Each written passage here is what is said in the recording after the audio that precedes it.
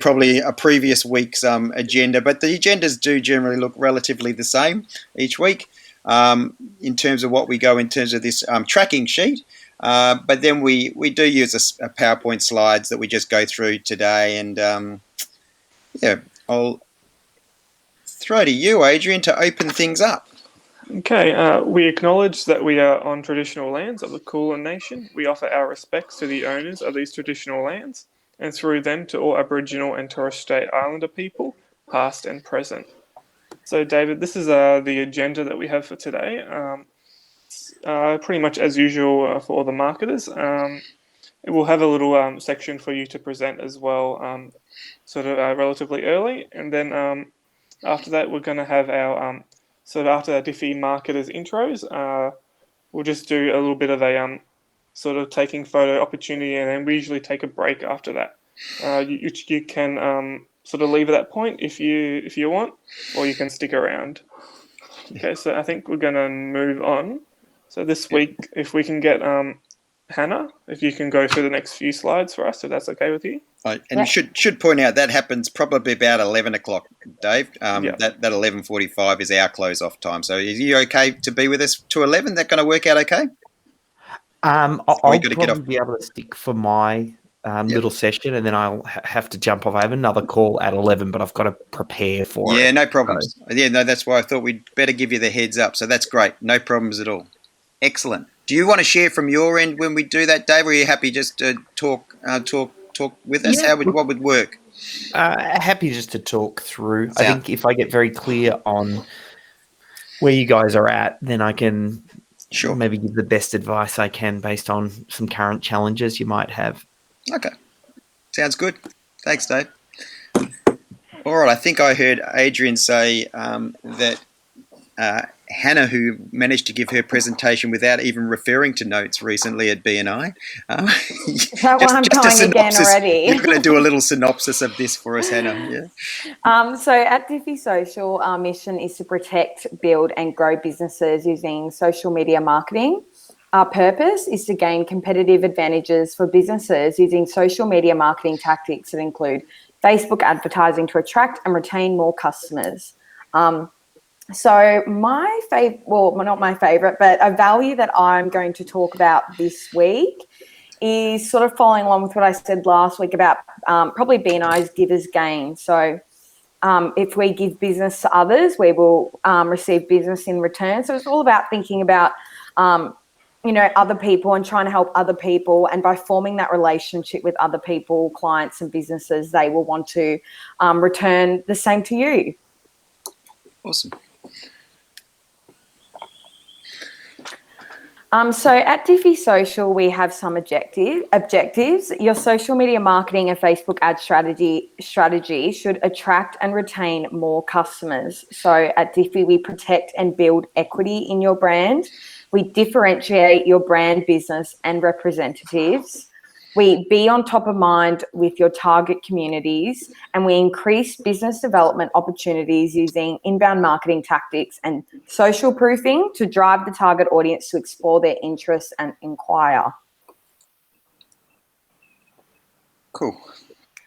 So at DIFY Social, we offer our services as products. We don't do smoke and mirrors. Everything is clearly outlined under our I think it says product section. So we offer 3 different types of services: an audit and consult, a setup and planning session, and a management ongoing fee. So it's all laid out so our clients know exactly what they're paying for and what they're getting with DIFY Social.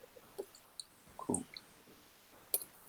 So at DIFY Social, we follow a strategic marketing model. So, like I was saying before, we don't do smoke and mirrors. Everything that we follow when we work with clients is clearly outlined here. So beginning in the top left section is your small business house. And in the roof, the top right is where communication sits. So, your business is only your communication for your business can only be as good as the products or services you sell. It all works together. And then when we move down here, we look at you and your business, your rivals, your network. So who you're competing customers might, or your competing businesses might be, your network online, your prospects, your customers. So we analyze pretty much you and your business online. We then work with the 4 main social media channels, which is LinkedIn, Facebook, Instagram, and Twitter, and also the 2 search engines, Google My Business and YouTube. Working up from there, we've also got your business website. So we social proof your website, so making sure that your socials are easily accessible from the homepage. And then we analyze your audience reach. So according to the Yellow Social Media report, there's an incredible opportunity for businesses online. However, less than 50% of small businesses have ever used social media, and less than 13% have a strategy, despite the fact that more than 90% of Australians are on social media. And then we go down to our prices, which again are clearly outlined on our website. Yep. And the idea being that we want to be able to show return on investment. Awesome. Thank you, Hannah. Sorry for throwing you under when we have a guest. There you go. You did well. Thank you. Round of applause, Hannah. That's okay. Good job. Very quickly, just an update around businesses. A lot of us are moving back online, including me at BNI Thrive. I'm pleased to say I'm back at 100 in my green traffic lights, so thank you very much. Also, I've got my presentation this Friday. Hopefully got a good number of people coming along, and we are having a birthday bash in person next Friday week, and likely to be moving back in person next month. So that's in the Docklands. How about you, Adrian? What's the update? Where are you at with Yarra? The traffic lights are going quite well. Sort of the numbers are going pretty good.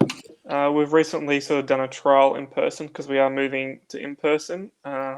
We're still going to be trialing out a few different venues before we find the right venue for us to go back in person. And we've got a sort of an event coming up next weekend as well, just to sort of get together, sort of a dinner and axe throwing, which I think you've done before, Steve. I've seen it done, but no, I wasn't. Yeah, Didn't go to that one. It looks like fun. Yeah, it looks like it's going to be a lot of fun. How about you, Emily? What's an update with your BNI?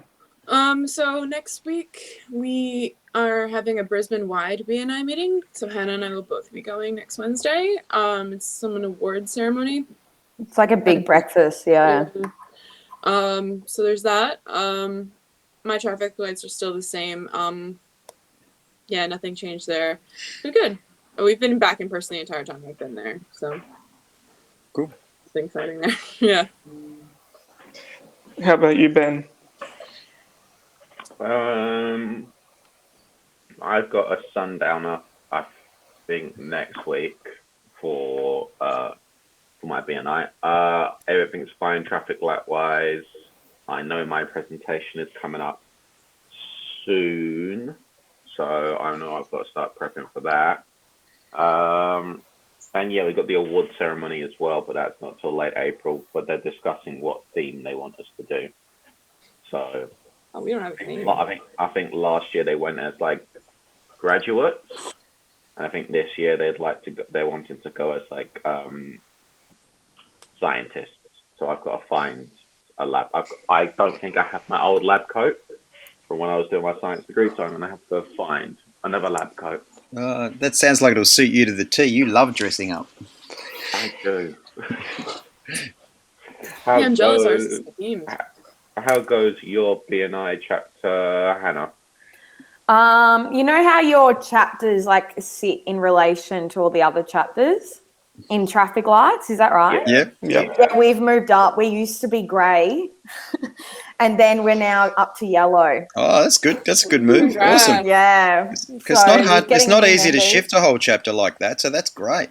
Yeah. Fantastic. And you're going good? Yeah. Yep.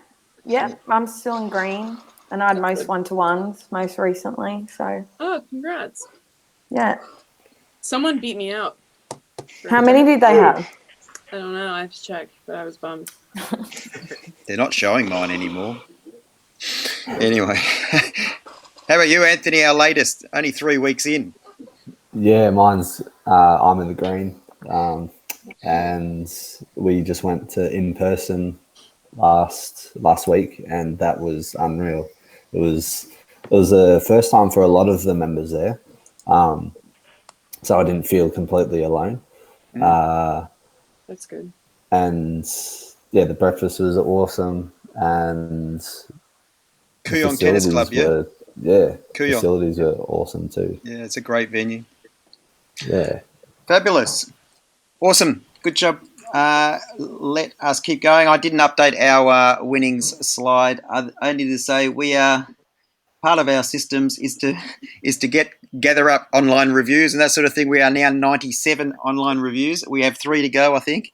So that's awesome. I think I did share this one. I need to put this one onto the website. And also, Emily, Roy has said that he has a video guy coming in to record some sessions with him, and he wants to do a video review for us as well. So that is going to be awesome. We were going to ask him to do that, so that works out. Well, yeah, that's right. I spoke to him this morning, and I did ask. He says, "Oh, absolutely. Oh, okay. I've got someone coming in today." It's a quid pro quo. Okay. Yeah. Yeah, no, that is great. No, I thought you were going to say he came up with that on his own. I was like, wow, look at that synchronicity. Yeah. Well, he sort of, he was. It was a strong suggestion.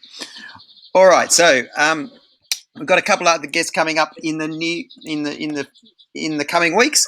But today, sorry, David, I didn't ask for a bio, so I'm going to give you the bio that I have. Is that in terms of someone that comes as the most credible person you would ever want to meet with regards to systems and systemization of business. David has probably the most incredible network. I think I first became exposed to David, if not prior, but because I went through the franchising program, and with the franchising program, Franchise Simply used System Hub with David. And it is fair to say that once you have systems applied to your business, there is nothing that can give you possibly more confidence, I would suggest. That's my personal. So what David does, I would suggest as much as anything else, is gives business owners a great deal of confidence in the things that they're doing. And you guys know we talk around systems, networks, and services, right? But there's a reason we talk systems first, because, we think that's a fundamental part of our business. So David, highly have admired from afar, and so really don't take this lightly that you've taken your time to be with us. And David, I think everybody has seen the TED Talk that you gave. I'm not sure when that TED Talk exactly was now, but we've watched that. Thank you so much for your time today, and thank you for sharing with us. Yeah, pleasure. Thank you for the introduction. So we do only have a very limited time, so I have to think about what's going to have the biggest impact for you. I think the first thing, I just want to get an idea, when I say the word business systems, how do people feel about that? Like, is there any sort of resistance? I know some people go, I don't like systems. I'm not a creative, I'm a creative person. I don't want to have systems that drain the creativity out of my business and my life. Or is there things like, I tried to systemize in the past, but it didn't work? Like, I'd love to know what comes up. Some people might go, hey, I'm an organizer. I can't help it. I have checklists and processes for everything. Just to get a bit of a vibe on where people are at. I like structure. Yeah, I have 2 planners, so that's me. Very good. So some systems lovers. How about those that have self-identified as not systems people? I like to try and be a systems person, but it's like I've got like my Google Calendar with like everything I need to do throughout the week, and like it depends if I get the thing done that needed to be done beforehand, and if I don't, that then pushes everything else back. So I like to think I'm a system planner, but it falls through the cracks most of the time. I like that self-awareness there, Ben. Yeah, and I would almost say that I became just an absolute convert. I just don't believe you can do business without systems now, right? So, when I just thought I'd put this up just so you know what systems we do use, including System Hub. probably through going through that, so it's almost just being aware what your systems are, right? So we just couldn't operate without these systems, if that makes sense. Yeah. Yeah. Perfect. Yeah, definitely once you fall in love with the result that business systems gives you, then it's much easier to really stick with them, even if you don't think you're a systems person. Because a lot of people, they don't resonate with it, but then if they have an experience of a well systemized business, it's kind of like light and dark. I think the big thing for a lot of people sometimes is to just always challenge the way that you think about what a system is, because some people think it has to be these intense documentation with bullet points and fancy flow charts and all those sorts of things. And when you're just getting started out, it's more about, see that first system you get down as almost like version 1, and they build and evolve and grow over time. So it could be a simple Loom or a Zoom video. Maybe it starts off with some bullet points which capture at a high level the way something is done. If it's only you and there's only, you might work with a couple of contractors here or there, or if you've got a small team member, you don't get any huge leverage by over documentation. So you're actually better to keep your systems as light as possible till you get a little bit more traction, till you start to get some runs on the board. Very much in the early days, it is just about getting work, identifying what it is that you're doing, and trying to have a consistent approach. Because I'm sure when you work with clients, there's a way of doing things, and Steve probably can pave the way for some best practice, but you'll have methods for how you generate clients, how you sell clients, how you onboard them, how you deliver a core product or service, and how do you get them to come back and sell them ongoing services. So that's usually one of the first steps in the process of systemizing a business, is you want to get to the point where it's clear who your primary target audience is, what the primary product or service that you sell to that target audience, and what is the stepped process that they go through to deliver that core product or service. Now, you've got to figure that out for yourself, but also just based on the fact that you're in agency land as well, you find a lot of businesses don't have that in place. And it also, if you can teach them some of the basics of this, helps their business perform better, which then helps you do your work more easily. Because when you think about it, the work that you do from a social perspective happens right at the top of the funnel. You're grabbing the attention of their primary target audience with the idea to sell their primary product or service. After that, they then need to be able to catch your leads. They need to be able to convert those leads. So they need a selling process. Then they need to be able to deliver the core product or service.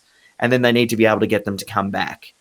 Because just having more leads is not enough. If you've really got social media firing and it's getting lots of leads for them, but then they do a really poor job at delivering the core product or service, word gets out, they get bad reviews on social media and on Google My Business, and before you know it, no matter how much good work you do from a social perspective, they're kind of losing them out the back door, or people are running a search for them on Google and then finding that they've got really poor reviews, and that's undermining all the good work that you're doing for grabbing the attention of the prospect. So definitely having an understanding of that. And I always find the best place to start is thinking about your own business. So you think about, and the first step in my process called SYSTEMology, it's a book that kind of walks through the system for creating or system for systemizing a business. The first step is identifying that linear journey. So everybody should go through that exercise, get an A4 bit of paper, get very clear on who your target audience is, get very clear on the core primary product or service that you sell them. It's the first gateway product to your product line. And then map the journey on an A4 bit of paper. It's quite simple. You just keep it very high level. It looks like this. I can send Steve a link to download the template so you don't even have to get the book.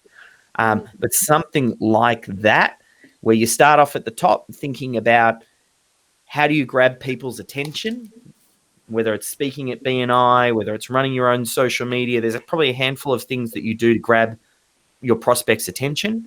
Then the next thing, how do you handle an incoming inquiry? When that inquiry comes in, whether it's through LinkedIn, whether it's through email, what is it that happens? The step after that, how do you qualify your lead? Do you send them a little questionnaire? Do you look at their website, and if they look like they're a good fit, you invite them to book a time on your calendar? Like, what does that look like?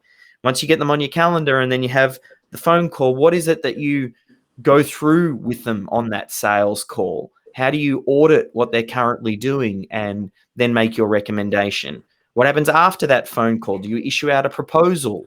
Do you, like, what does that look like? The step after that, how do you follow them up after you've issued out a proposal and then you want to make sure they, close or tell you to go away? Then once they say yes, they want to go ahead, do you invoice 50% up front or 50% on completion, or all up front? Like, what does your billing look like? And then how do you onboard them? How do you then get them into your project management platform and get them to fill out their onboarding questionnaire and collect all of the login details that you need to plug it into your social, connect up their Facebook ads account or whatever it may be? Then how do you then deliver your core product or service? So is that core product or service, was it an audit, or is it your monthly service for managing their social media accounts? But what does that look like on a monthly basis and sending the reporting? And then finally, how do you then communicate what it is that you've done to make sure that they repeat and they keep coming, or they refer friends and family? So that's kind of like the first step every business should go through. We call it the critical client flow, but it's to visually map that, do it at a very high level first. So it's just, I showed you the graphic there, but it's just a few words in each box, and that should be able to explain how your business functions. Then the step after that is to then start to make little Loom videos, make little step-by-step bullet points on how each one of those boxes gets complete. If it's just you, keep it very high level. Don't need to go into any sort of pain micro detail. Just high level checklist is fine. And then over time, as you start to get team members and assistants and other people who help you out, that's when you start to kind of work to pull out more of the documentation. But that's kind of like, an overview of where to get started. I don't know, Steve, if you had any particular things you'd like me to discuss or talk about, or if we just take some questions, what would be the next step from here?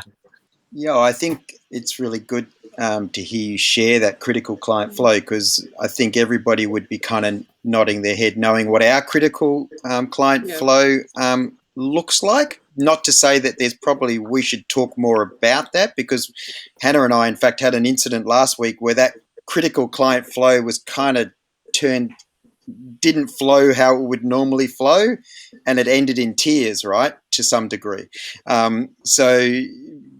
But at the same point, I think it's conversations that is a little bit like our small business marketing house, right? It's a conversation that we could also be having with our prospects and clients at times, to sort of say, let us understand your client flow a little bit better. Because, sometimes they might say, well, I don't think it's working exactly how we would have thought it'd be working. We'll say, well, actually, in fact, let's just talk about how the flow is, because it may well be that you don't have an issue with your social media marketing or online marketing. There may be something else. And I think that's what you kind of spoke of, right? Is that you can give them the best social media marketing, but if there's I like that word, capture. Capture is an issue for us, not just for us, but often with our clients, right? It's the capture, because once you come away from the social media, you require something else to capture it, right? Something else that we don't manage. Yeah. So often, yeah. So I think that probably was more of a statement, but I'd be interested from others whether they sort of feel like there would be perhaps benefits at times talking, particularly with prospects, around just understanding their client flow a little bit better, because that's probably not a conversation we would normally have with prospects pre-onboarding them, for instance. Yeah. What do others think about that sort of flow process and having that sort of conversation? Or any questions of David even? I think it's very beneficial if we do that. Just just to clear everything up, get it in black and white, so to say. The biggest thing, we used to run a digital agency, Melbourne SEO Services, and I ran that company for 13 years, and I was in it for about 10. And we offered a variety of different services. And the biggest thing that would determine those clients that stuck and those that didn't came down to them really being able to see the value and be able to quantify it. So we used to do things like having weekly emails that we would send to the client to let them know, here's what it is that we've worked on for the week, because we would just did that in a proactive sort of, hey, here are the 3 or 4 things that have happened. And then they'd get their monthly report. And we'd always want to try and, where we could, if we could distill it down into like, these are the number of leads that were generated. And then the clients that did really well, like we had a couple that used HubSpot, and they would actually track it all the way through, so they could see lead through to that conversion through to what that they bought. They were the clients that stuck with us the longest. Similarly, we had some that used Shopify, and that was the best for us to be able to track, because the ads that we were running for the Shopify client and the work that we were doing, they were able to actually see by channel what was actually generating the revenue. And as long as you have an understanding of what that flow is and the way that their business works, and helping them to get some of those metrics into place, and then make sure that they're doing a good job delivering the core products or service, it'll just increase the retention for the client, for you. And that's really what you want. I mean, you want to win a client once, because that's the most expensive thing to do when you get a new prospect and convert them into a client. And then spending the time to convert them, continue to deliver for them, it's infinitely easier to have them stick than it is for you to go out and then try and find and sell a new client. So definitely an understanding of this. It kind of extends beyond social media, I know, but it really extends to business. And social media is just the piece up the top to grab the attention. But you have to think more than that, because the business owner doesn't really care how many Facebook page likes you get them. Like, as much as it's a nice little vanity number and you might kind of go, hey, look, I grew you 500 likes. The astute business owner knows that that doesn't necessarily equal money in the bank. Right. So you need to kind of think beyond that, and you need to think about, well, what is it that they actually want? They want to chat with qualified prospects that convert into clients. And if you can help them with that result, not, hey, I got you 500 more likes, but you could say, hey, I generated X number of qualified calls for you, it's infinitely easier for you then to have them to stick. Yeah, correct. We don't ever advertise for likes, so you know that we don't do that. But yeah, we hear you. Well, our ROI is largely around eyeball engagement and traffic. As you said, the qualify and the capture, I've just taken a couple of key notes and key points. It is harder for us, particularly with our partners, to be able to often identify that in that way. But it's certainly something that we need to work towards, to be able to say, hey, this is what that outcome is, So, and even if you let them know, like, you can put it back onto them. But as long as you let them know, I think doing something like a critical client flow with a client, getting them to get some understanding of their business, and then you saying to them, this is what I need from you to really deliver a great result, would be for you to be able to track this all the way through. I'll focus and I'll do my bit. But if you really want to know how this is performing for you, you need to get this and this in place. Yeah, and that's a good point. That's a really good point. So, yeah, particularly around Google Analytics and just understanding some, in terms of sign-up forms and that sort of stuff, which, that would really help us. We need to work out how we might be able to get them to do that. That's the only thing. But we often direct them in that way. But that's awesome. I noticed the time, so we better let you go. But anybody else got any other final questions of David? No. Thank you so much for your time today, Dave. I really appreciate it. Round of applause, everyone. Who's taking our happy snap? What are you going to take a happy snap for us, Hannah? You better make sure your chin's a little bit close to the screen. But are we giving it? I think Anthony's better Anthony's at it our than happy me. snap. I'll take it. I'll take it. Whenever we do, whenever Anthony takes it, Hannah seems to be front and center. So, all right, just a good thumbs up or thumbs up will do. I feel like I need to do something like Yeah, that. do that. Perfect. I don't know how to do an S, but yeah. 3, 2, 1. Perfect. Thank you. All right. Thanks again, David. Thanks, Thank David. you. Bye. Thanks, David. Thank you soon. Cool. Rightio. Here you go. It is interesting because I literally do feel like one of the things with a couple of our clients is that unless you can show conversion, we're always going to be somewhat struggling between the Waynes that just get it, can see it, right? So the Waynes just go, I'm heaps busy, right? So they see it straight away. To the other end of the spectrum is our Tony, for instance, your property investment, Anthony, in terms of they're just not completing the form. It's like, okay.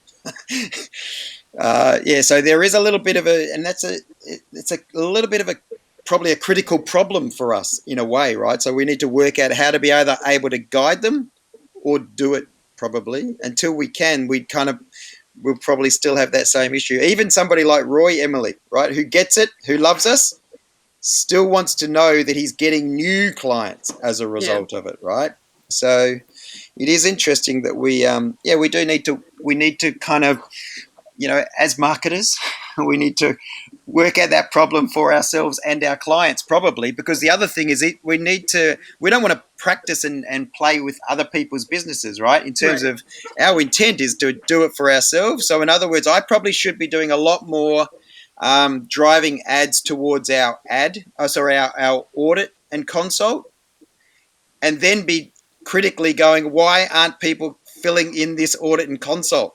You know what I mean? Because that's really just a name and an email, right? So I need to work out a way that potentially we could be doing that better ourselves, so that then we can come up with that answer when someone says, well, I want them to be filling this form on my website, right? We'll have a better thing. So that's something I'll work on because, as I said, I like to practice on us first to make sure it works before feeling like we're practicing on businesses. We shouldn't be practicing. We should be just doing what we think is best for those businesses. Anyway, I hope everybody find that of value.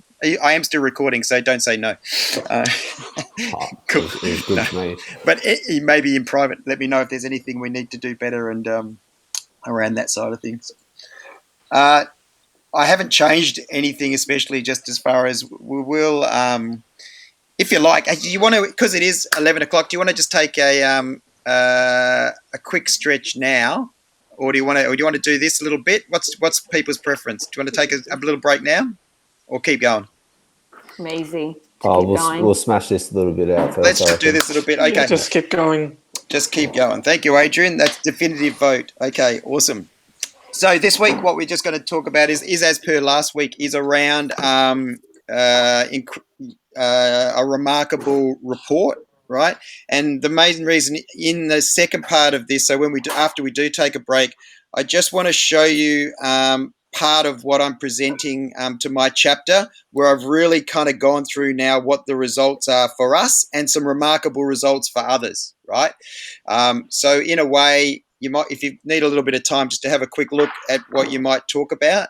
But we all have remarkable results in the people that we're working with, right? And DIFY Social itself has what I would say are remarkable results.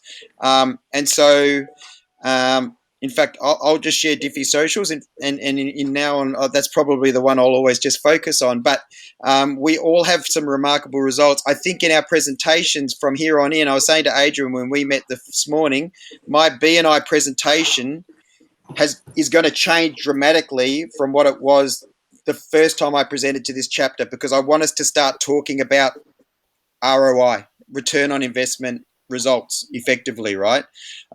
Which is the way we see things. Okay, so my name's Steve Hubbard. I am your DIFY social media marketer here in Melbourne, Australia. What I want to talk about is DIFY Social's reporting. It's interesting for me to note that, did you know your Google Analytics and our Facebook flares pretty much match up right? So what I could see is that last month, DIFY Social received 793 flares to its website, which means different pages, people visiting, and our Google Analytics were just slightly higher, right? Because it's a 30 days, not a 28 days. So they're talking to each other, right? And who knows that Facebook and Google would never lie. So effectively, it does qualify. So even though our businesses probably aren't checking their Google Analytics, we know that the flares we receive by way of the pixel are likely to be pretty accurate, right? Just so you know, because we can see it for our own business. My win for the week, I would just say I'm going to borrow somebody else's win for the week. I think the win from the week, no, I won't. I'll go for the one, is the learning that we took away from probably Genki Pet last week, Hannah and I. And my win was actually having Hannah with me, because I think I would have struggled a little bit more had she not been with me, where we really... not much to say other than the win is that she probably got what she was looking for in terms of a prescribed outcome of how to do social media marketing, and we got the opportunity to move on to somebody else who might be interested. So, and that got worked out pretty early. So this week, who I would love to work with, as far as in our business, I've got my report this week. So we're trying to get copywriters into the room for my presentation this week at BNI Thrive. They could really do with a copywriter. So I'm going to say copywriters would be a great referral for me this week. And now over to you, Adrian. Good morning. I'm a marketing graduate from VU, and I'm your DIFY Social marketer here in Footscray. We have lived, worked, and played for a few months now. My remarkable report insights would be for MineOps. We've just had a video ad that's gone up on their Facebook page, and we are not promoting it just yet, but with the organic reach in the past 5 days, we've had over 20,000 people, and with engagement, it's around 4,000 to 5,000 as well. So that's pretty impressive numbers for something that we're not advertising yet. Go and suss it out. Go and watch the little commercial on the MineOps website. It is pretty damn fine. It's very good. So that's why you can see what happens when it's really good video, animation. It's a lot of fun. And my wins for the week would be the 2 audit and consults. One I had on Friday is going ahead, so we'll have a setup planning session this week for that. And the other audit's going ahead tomorrow morning, so I'll see how that progresses. And I would really like to work with and for trades, so I'm looking to connect with landscapers this week. Up next is Anthony.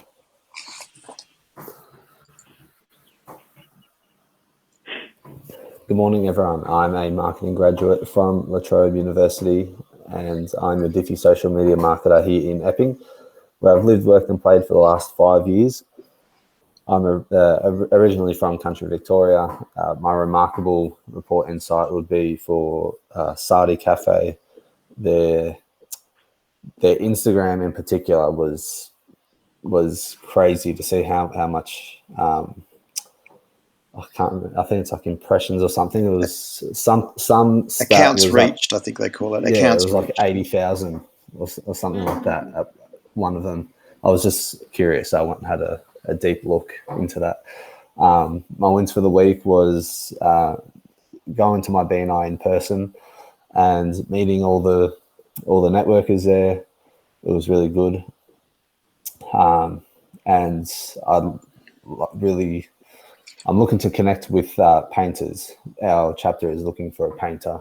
So, up next is Emily. Good morning, everyone. My name is Emily. I am your marketing graduate from Rutgers University, currently studying at Griffith. I am your marketer here in Holland Park, Brisbane, where I've lived, worked, and played for just over a year. I have an S report that isn't so much an insight as much as it is 3 times this week, I was given ads for Lim Live on Instagram, on my personal Instagram account, which I thought was really interesting, which proves that they're working. They've made it to me. So that's just, for this little ad spend as we're spending, it's nice to see it working in real time. So my wins for the week were that I had an audit and consult on Tuesday with someone from my chapter. So that hopefully will go really well. And my client learning, I guess, is that I'm currently going through closing Michael Dransfield's account with us. He was getting good reporting, but just wasn't seeing the transition into business. So he didn't seem to think it was working for him, but that I think is his issue more than ours. Our chapter, like I think I mentioned last week, is looking for someone in insurance because our insurance seat holder has just left. So that's who I'm looking to connect with this week. Up next is Hannah. So I reckon just on that, so maybe we can talk with others if you've got feedback actually for people as well. So that was a little bit what we were talking about today. Michael's another good example where we can't show the capture, right? Does that make sense? In other words, it's hard for us to show the capture on his website. We looked at his website. His results on the website are also very good. We did discuss things that there may be that he could maybe look at improving. But ultimately, we lose Michael because he can't see dollars and cents in the till as a result of the time spent and the ad spend, right? So, as you said, it is an issue for Michael. Unfortunately, it becomes our issue. What we need to try and be able to work out is there a way that we can direct them, even if it doesn't matter if it's on the way out the door, preferably if it's not on the way out the door, but to try and work out with these sort of clients, because he's another very typical one where if he was seeing someone putting money in the till as a result of the ads on the website, then I think he would still be with us, right? But we just can't see that capture, right? So I don't know if others we'll give that. It's probably something for other times, but capture is going to be important for us moving forward, I think, right? Sweet. Anyway, it's just timely reminder. Well, that was why I picked it. I thought it was relevant. Oh, sorry, Hannah. No, that's okay. Good morning, everyone. I'm your marketing graduate from QUT, and I'm your DIFY social media marketer here in Brisbane, Queensland, where I've lived, worked, and played for 8 years. My remarkable, not report, but client insight would be Awards Australia. Annette emailed us at the beginning of last week saying, I know when you guys post because I get so many notifications on my Facebook, phone, etc. So they seem very happy with all the results. We've got a bit more. We've got 2 ads running for them, but they're definitely pleased with our services. My win for the week and client learning, I'm going to have to go with Genki Pet as well. It's good to sort of look at obviously being able to deal with client conflict. That sort of is very essential if you're working in, the field that we all do. So being able to realise, when it is going to be beneficial and when it just isn't going to work, working with, clients, it's all supposed to be have fun, do good. So not even to be fun, doing good, then it's really just a waste of time. So it was a win and learning experience, that one. And this week, I would really like to work with and for. We're after a commercial carpet cleaner in our chapter. Apparently, they do really well. So, anyone that's in that sort of field of work. Up next, we have Ben. Good morning, everyone. I am your marketing, advertising, and PR graduate from ECU. I am from Perth, Western Australia, where I've lived for the past 14 years. Remarkable S report. So I did my little 60 seconds last week, and Denise from Bass and Balances has spent a little over $75, and results are fantastic. She's had on her brand awareness, she's had like 10,000 impressions with 6,000 reach and 890 ad recall for like 3 cents, which is incredible. So that's a very good report for her. Hopefully she'll see the value in it. And this week I'd like to really work with I've just done my power team inviting this week, which was for plumbers. So I'd like to really connect with plumbers because I hear they do our trade sphere would really like a plumber. Awesome. Nice work. Did they, out of interest, Ben, those testimonies, did they put the testimonies on BNI for you as well? No, I might go get them to do that. I've heard it is quite good to do so. Yeah, it's not that hard. I worked out how to do it for a guy last week. It helped me get my electric scooter up and running. Anything that plugs in a world. So yeah, so it actually is just a simple matter of going into BNI Connect. So yeah, awesome. Good job, everybody.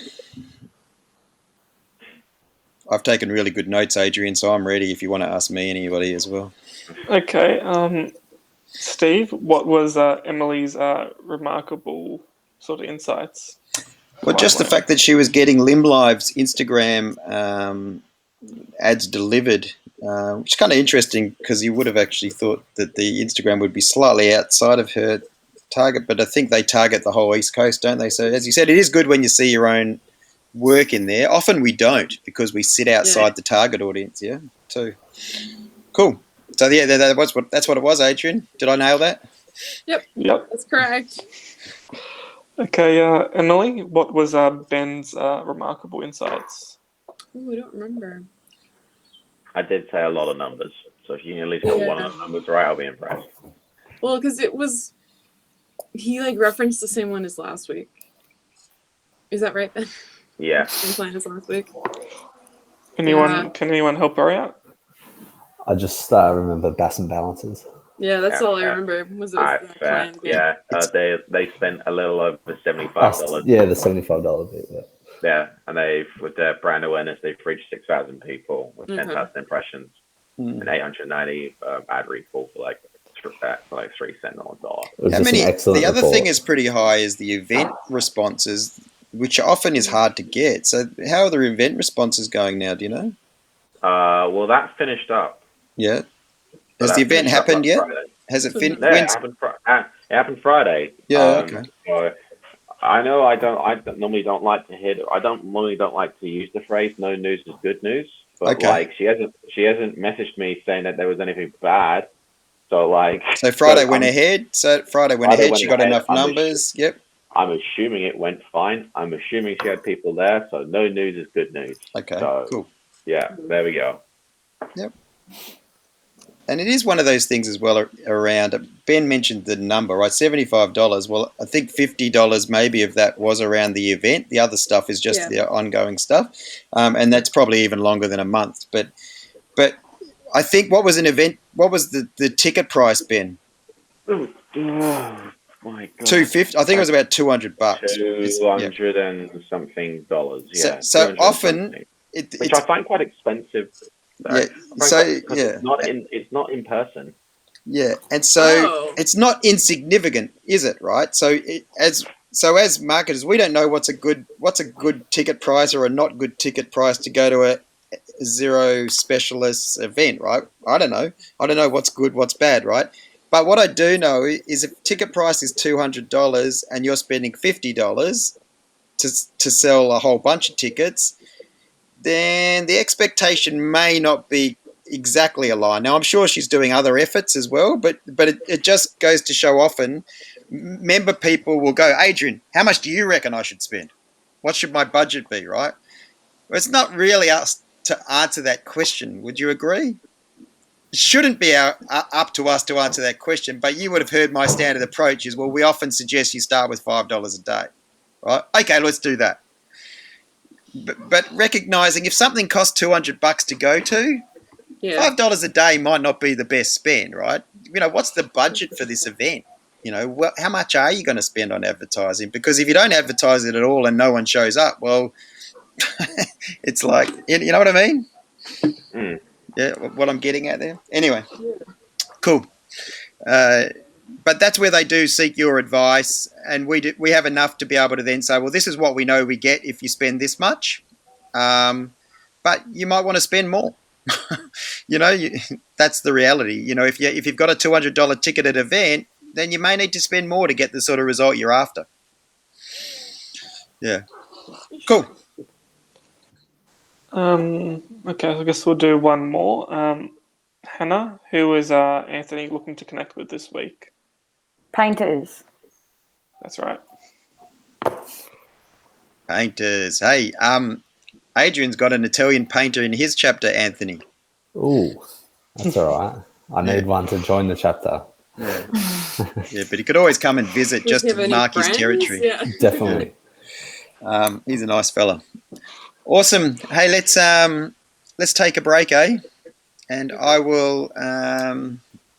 In fact, I probably don't need to record beyond here. So well done, everybody, today. Thanks heaps for that.